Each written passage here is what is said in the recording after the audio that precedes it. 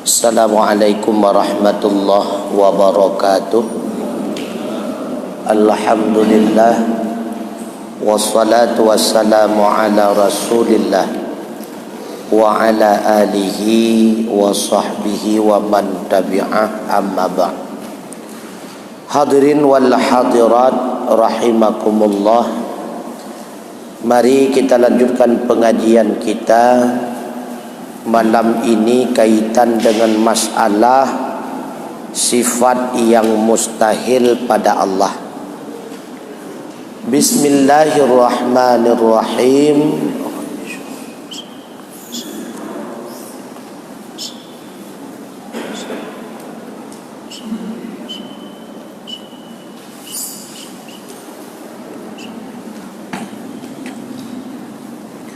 Shad.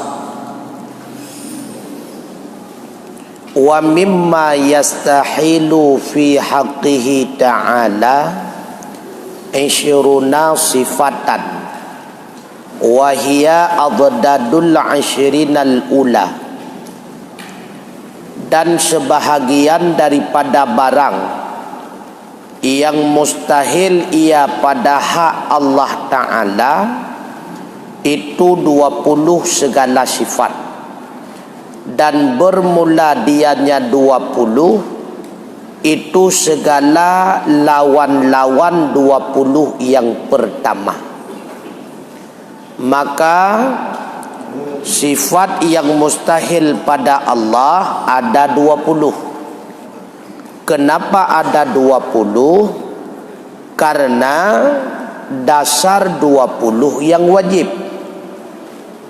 Maka sebagaimana yang wajib itu 20, berarti yang mustahil juga 20. Karena mengikuti 20 yang pertama itulah yang wajib.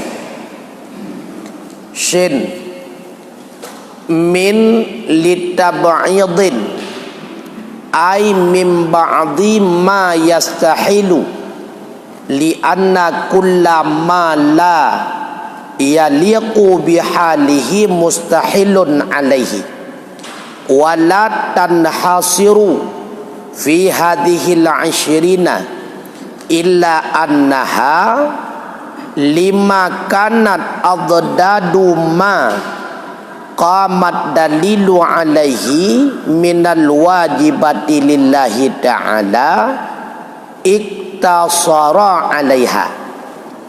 Bermula min berfaedah bagi tab'id. Wa mimma, tadi faedah daripada min pada kalimat mimma untuk tab'id, menunjuki kepada makna sebahagian.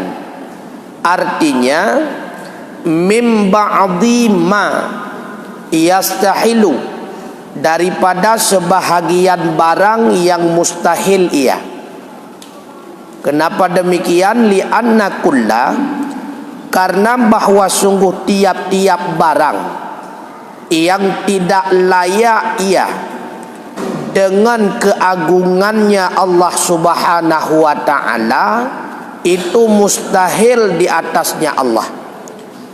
Dan tidak terbatas ianya yang mustahil pada ini 20, kecuali bahwa sungguhnya 20 karena barang yang adalah segala lawan barang yang telah berdirilah dalil di atasnya barang daripada segala yang wajib-wajib bagi Allah Ta'ala itu tersimpan ia di atasnya 20. Yang sebenarnya disebutkan yastahilu hanya bahagian.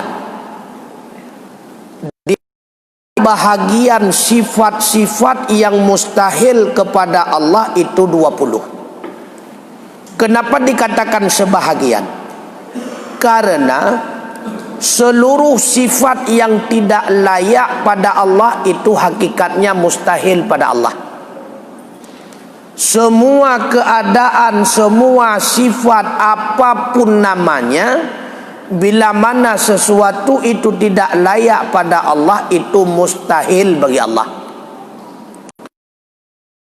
Karena demikian dikatakan 20 sifat yang mustahil ditinjau, karena 20 sifat yang wajib kita ketahui. Sebagaimana yang wajib kita ketahui cuma 20 yang wajib, maka yang wajib kita ketahui dari sifat yang mustahil bagi Allah juga 20. Karena 20 yang mustahil ini merupakan lawan daripada 20 yang wajib pertama. Wa hadza huwal qismus tsani, ay mimma yajibu 'ala mukallaf. Itu bermula dianya ini, itu pembahagian yang kedua daripada barang yang wajib atas setiap mukallaf oleh mengenalnya barang. Maka 20 sifat yang mustahil pada Allah juga merupakan perkara yang wajib kita ketahui. Sebagaimana sifat yang wajib pada Allah wajib kita ketahui, maka sifat yang mustahil, lawan daripada 20 wajib yang pertama, juga merupakan hukum wajib aini. Nya wajib in. Tah sifat yang wajib ba Allah wajib taturi. Tah sifat yang mustahil ba Allah wajib taturi. Maka mengenal dan mengetahui sifat yang mustahil pada Allah, hukumnya sama seperti hukum mengenal sifat-sifat yang wajib pada Allah. Artinya fardhu ain. Wa huwa ma yastahilu fi haqqihi ta'ala, wa dzalika li anna ma taqaddama yajibu lillahi ta'ala. Dan bermula dianya pembahagian yang kedua, itulah ma yang mustahil pada haknya Allah Ta'ala. Dan bermula demikian karena bahawa sungguh barang yang telah terdahulu itulah yang wajib bagi Allah Ta'ala. Fal wajibu ma la yatasawwaru fil aqli adamuhu. Maka yang dimaksud dengan yang wajib, itulah sesuatu yang tidak dapat diterima oleh akal adamnya sesuatu tersebut. Wa hadhihi naqaidun litilka wa adadun. Dan bermula ini 20, itu naqaid yang wajib. Yang wajib, yang dimaksud dengan yang wajib adalah sesuatu sifat yang menurut akal tidak boleh, tidak ada. Mala yatasawwaru fi aqli adamuhu, perkara yang han ipatih le akai menyetekedi hana nyan wajib gugun. Maka sifat yang wajib, segala sifat-sifat yang menurut akal sehat han ipatih bila mana hana.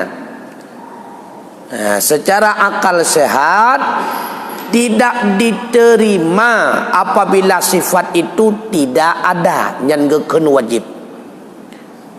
Mustahil berarti lawan daripada wajib.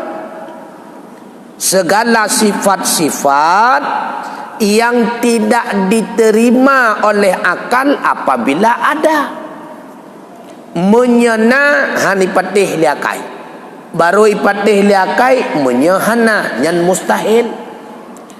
Han ipatih liakai menyehana, baru ipatih liakai buna yang wajib gupenan.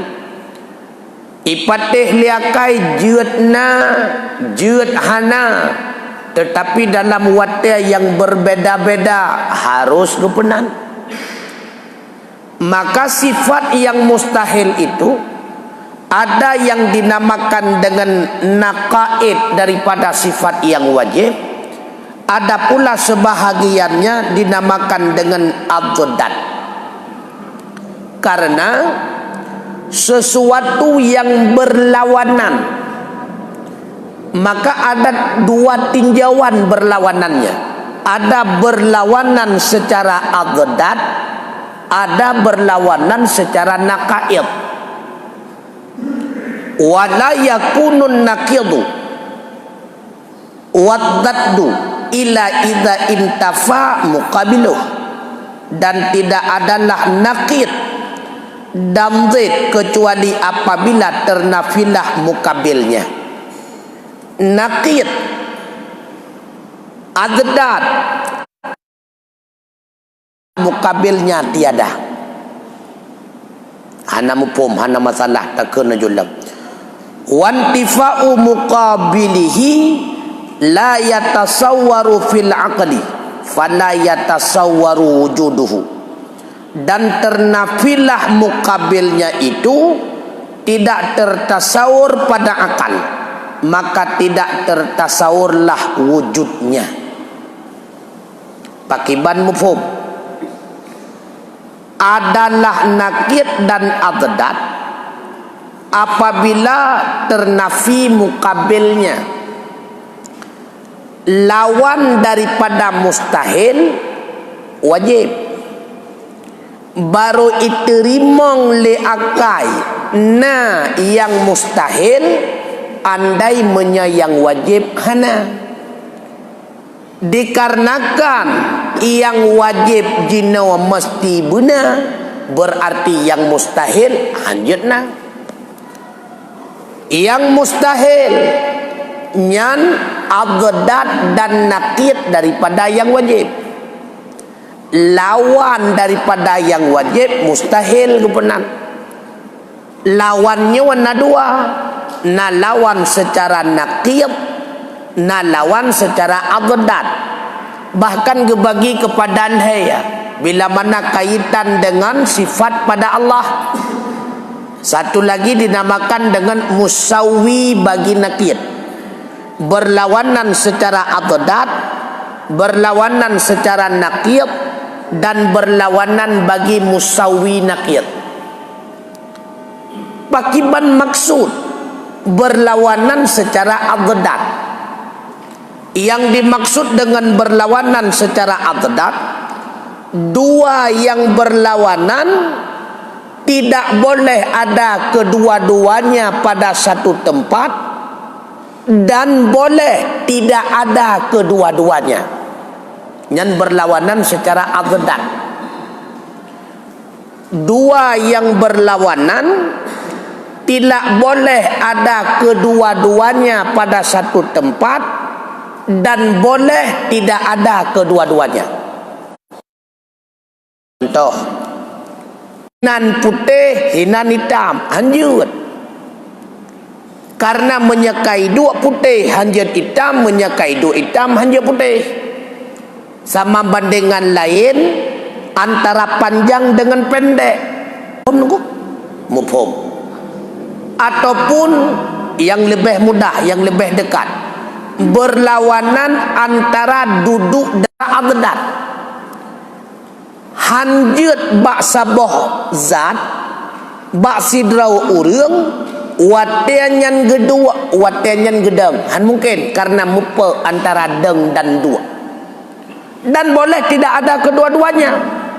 Dua hana, dang pitan, pesit berbaring. Itu dinamakan berlawanan secara adad.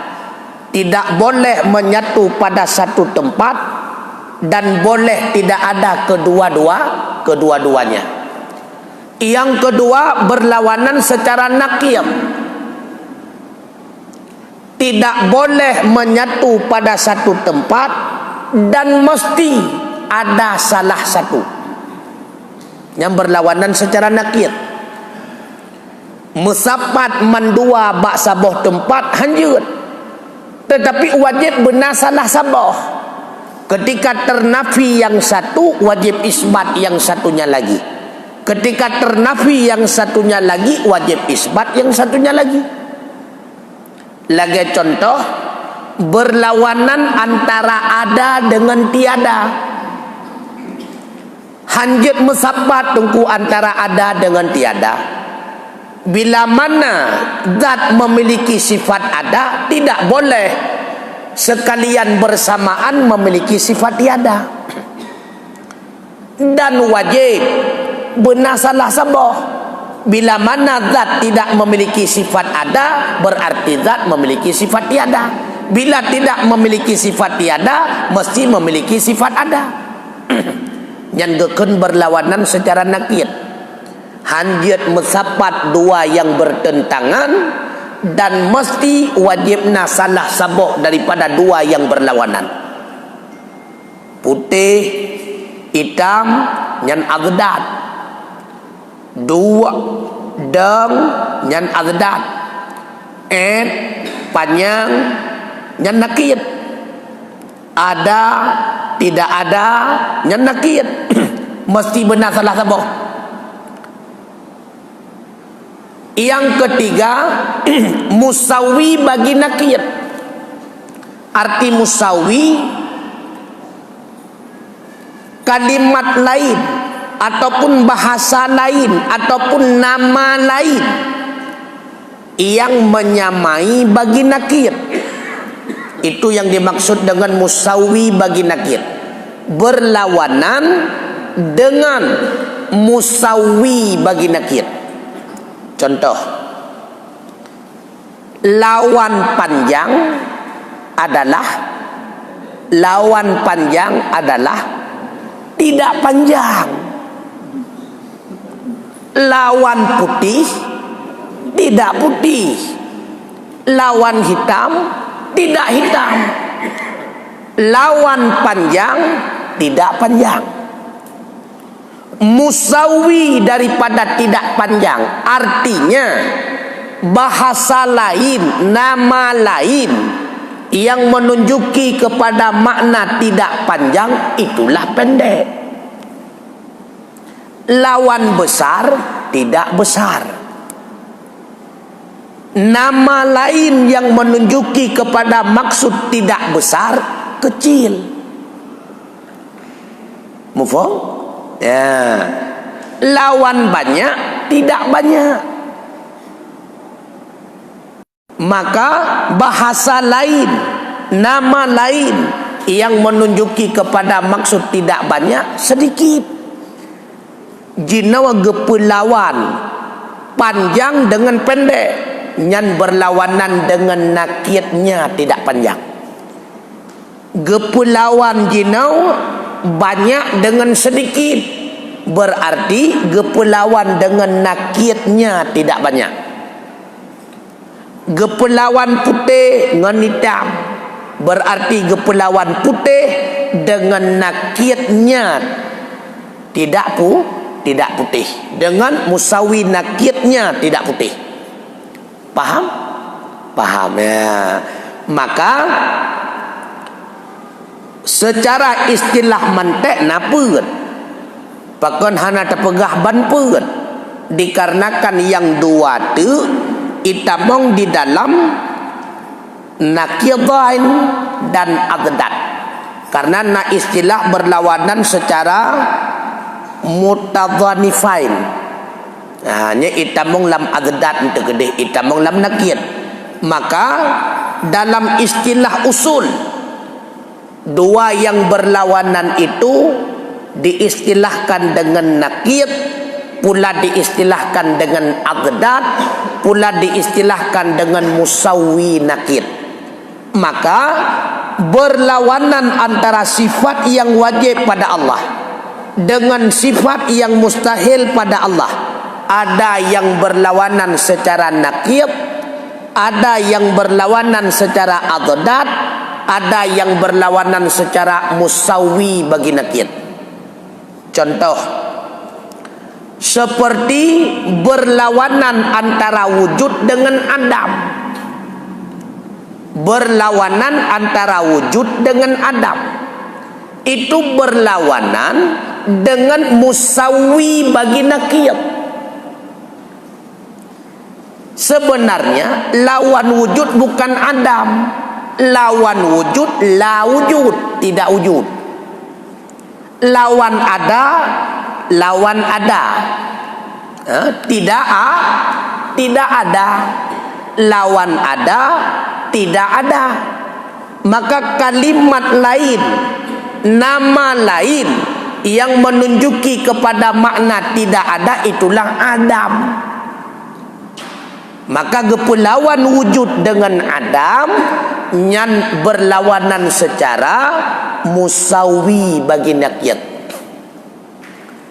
Yang kedua, berlawanan secara nakiyat, seperti berlawanan antara qiyamuhu binafsih dengan la qiyamihi binafsih. Berdirinya Allah Ta'ala dengan sendirinya, lawannya tidak berdirinya Allah Ta'ala dengan sendirinya. Yang berlawanan dengan nakid. Karena lawan qiyamuhu tidak qiyamuhu. Tak betul. Nah, yang berlawanan secara addan. Berlawanan secara addan. Nah, ba Allah hana. Yang na ba makhluk. Ya ba Allah hana karena jut hana mendua sifat padana ba Allah. Hana ba Allah Ta'ala yang na berlawanan addan pada sifat pada makhluk. Lagi contoh gepulawan antara putih dengan hitam. Ji kan putih, ji ke hitam, berarti bawa gedung kan? Hitam kelon. Hana masalah. Menyebab Allah hana. Maka dalam pembahasan tauhid, berlawanan antara sifat yang wajib pada Allah dengan sifat yang mustahil, umumnya berlawanan musawi bagi nakid. Cuma sedikit saja yang na berlawanan secara nakid. Li'anna ahlal lughati yutalliquna dzidda ala mutalliqil munafi wa amma fil istilahi falaisat kulluha azdadan bal ba'duha naqidun lima taqaddama wa ba'duha ziddun kama taqifu alaihi insyaallah ta'ala. Karena bahwa sungguh ahli logat itu mengitlaq oleh mereka itu akan zid di atas mutlak ternafi. Bermakna ziddun azdan, mutlak hana bid-bidan. Maka hana ba Allah Ta'ala. Jud hana mendua boh panena ba Allah Ta'ala. Lagi berlawanan antara kudrah dengan lemah adiyat. You know tak pegah tu mendua hana ba Allah kudrah hana lemah bidannya mustahil. Maka ba Allah hana berlaku berlawanan secara adad. Jud hana mendua yang hana berlaku ba Allah. Ba makhluk bisa saja. Maka tidak adalah tiap-tiapnya sifat itu adad. Bahkan sebahagiannya sifat itu nakid bagi barang yang terdahulu, dan sebahagiannya itu ziddun sebagaimana barang yang telah tetap akannya insyaallah. Tinjauan umum segala sifat, apakah itu sifat makhluk ataupun sifat Allah, ada berlawanan secara adad, ada berlawanan secara nakid, ada berlawanan secara musawi bagi nakid. Tetapi ketika tinjauan pada sifat Allah, yang ada cuma berlawanan secara nakid dan musawi bagi nakid. Wadzalika li anna haqiqatat diddani amraini al-wujudiyaini allazaini bainahuma ghayatul khilafi kal bayadi wasiwadi wal harkati wasukuni.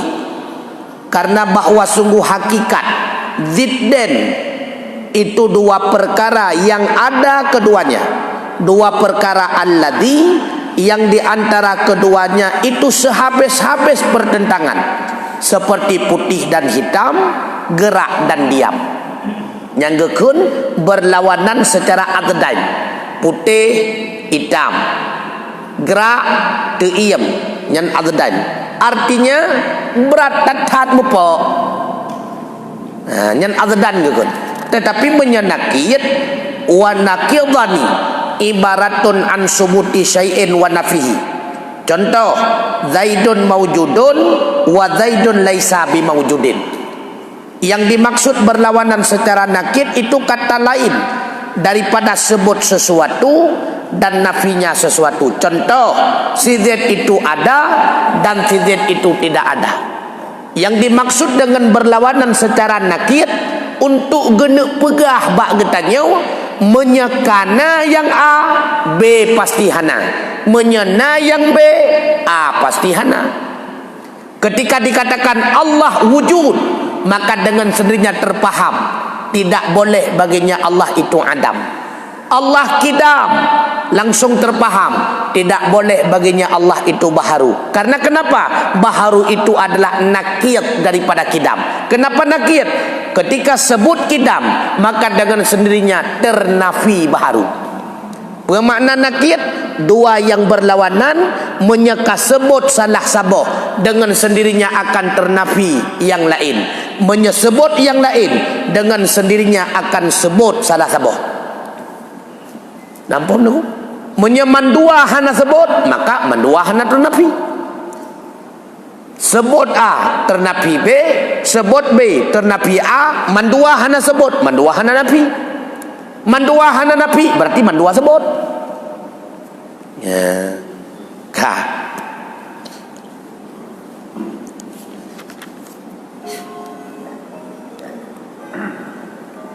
Wali ahlil mantiqi istilahu akharu ghaira hada fandur dzalika fi syarhi syaikhi lihadal mahalli. Dan bagi ahli mantik itu istilah yang lain yang bukan ini istilah, maka tinjau olehmu akan demikian istilah di dalam kitab syarih Syekh bagi ini tempat.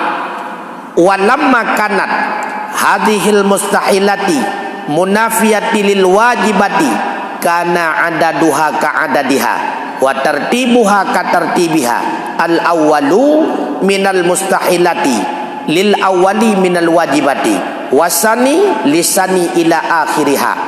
Dan manakala adalah ini segala yang mustahil itu menafikan bagi segala yang wajib, yang adalah bilangannya segala yang wajib, itu seperti yang adalah bilangannya segala yang mustahil, itu seperti bilangannya yang wajib dan adalah tertibnya yang mustahil, itu seperti tertibnya yang wajib.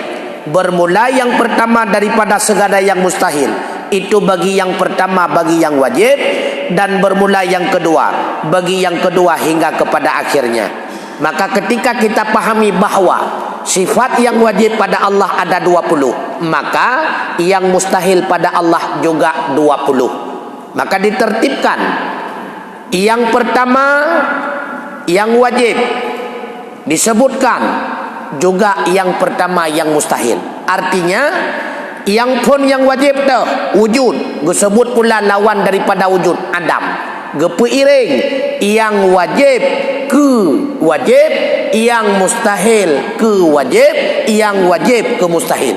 Artinya putra ahwate disebut wujud kidam baqa mukhalafatul lawadi hingga kepada mutakallimun, maka ketika disebutkan yang mustahil juga demikian, lawan yang berkecocokan. Lawan wujud putra Adam, lawan kidam putra baharu. Disebut wujud, disebut Adam, disebut kidam, disebut baharu.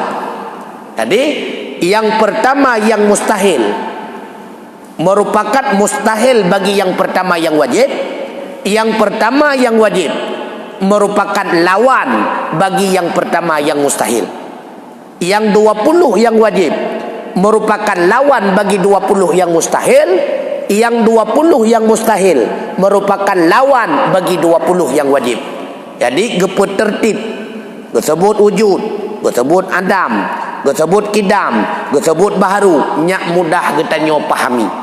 Tapi menyata kedi gesebut selang-seling nyo sulit kita nyo pahami hana meri lawan. Etno yang hana mupua putrai le. Yang golam mupua putra. Nyo golam tamong lambap. Mentang gena pegah bag kita nyo, putra gena pegah bag kita nyo. Ilikut 20 yang wajib kasulusawa. Jino le kita nyo akan tabahah 20 yang mustahil. Apa itu 20 yang mustahil? Itulah sifat-sifat yang tidak layak pada Allah Subhanahu wa taala. 20 yang mustahil ini merupakan lawan daripada 20 yang wajib yang pertama. Maka dalam istilah lawan ada dua. Ada lawan secara adad, ada lawan secara nakir. Apa itu lawan secara adad? Dua yang berlawanan tidak boleh menyatu dalam satu tempat dan boleh tidak ada kedua-duanya. Apa yang dimaksud dengan berlawanan secara nakir? Tidak boleh ada kedua-duanya dalam satu tempat dan mesti ada salah satu. Wallahu a'lam bishawab. Pertanyaan silakan. Mungkin ada yang bertanya.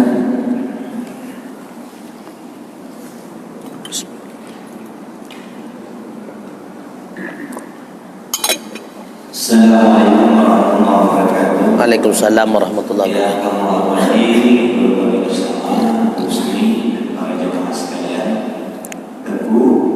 Ini ada pertanyaan terkait sifat wajib Allah. Tadi tentu ada mengatakan juga sifat mustahil. Jadi bagi kita sebagai manusia, apakah kita cukup mempedomani sifat wajib saja atau harus mempedomani dua-duanya? Karena seperti yang aku sampaikan, kalau tidak saya rasa tangkap, kalau sudah ada wajib, yang mustahil ini sebagai perbandingan bahwasanya itu tidak ada pada Allah. Jika salah, kalau dikoreksi itu. Yang kedua, kita sama-sama mengetahui dan meyakini Allah itu maha segala-galanya.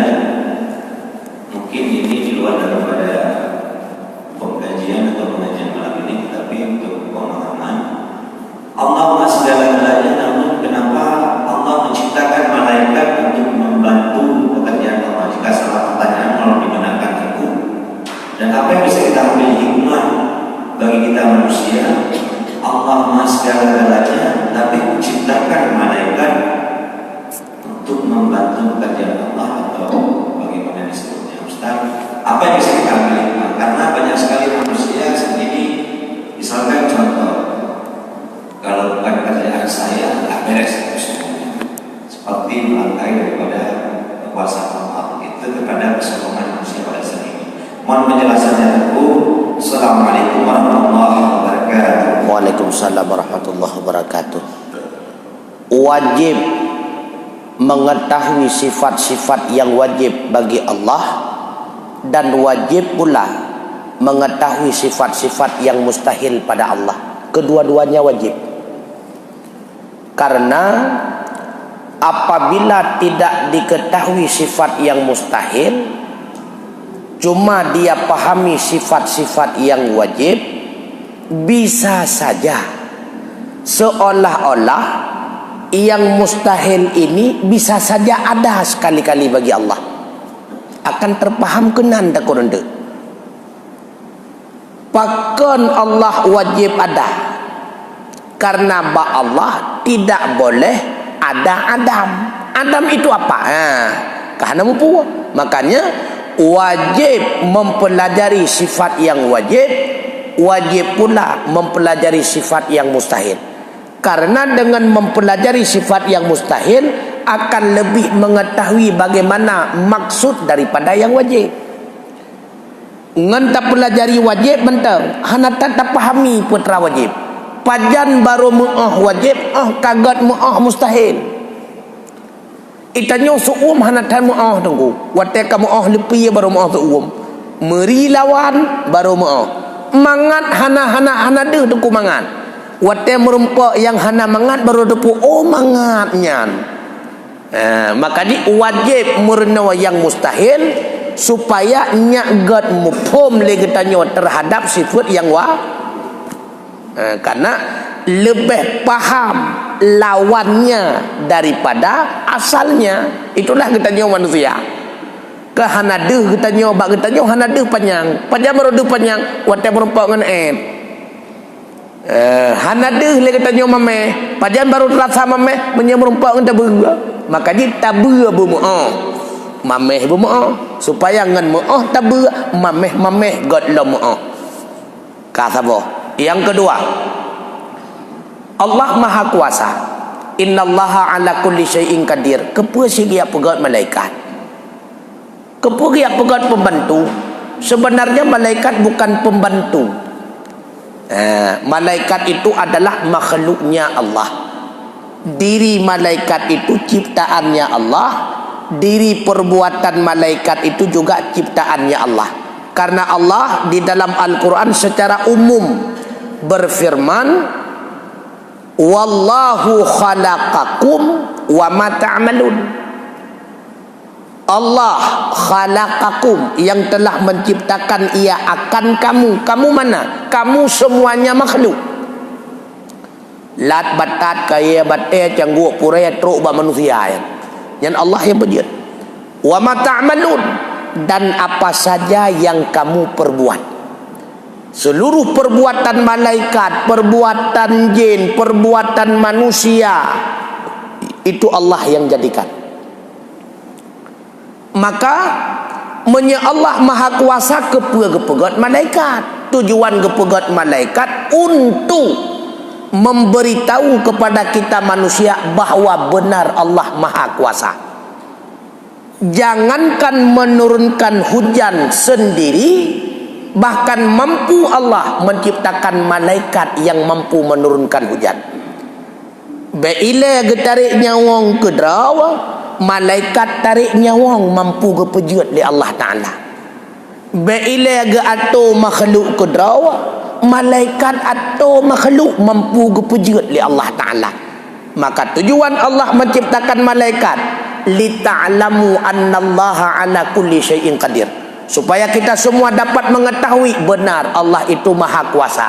Bila gepejut ke bila gepubuat kedua buat modelnya, jut gecipta makhluk lain yang mampu buat buatnya. Maka lebih perkasa, lebih kuasa menciptakan makhluk lain untuk melakukan daripada melakukan sendiri.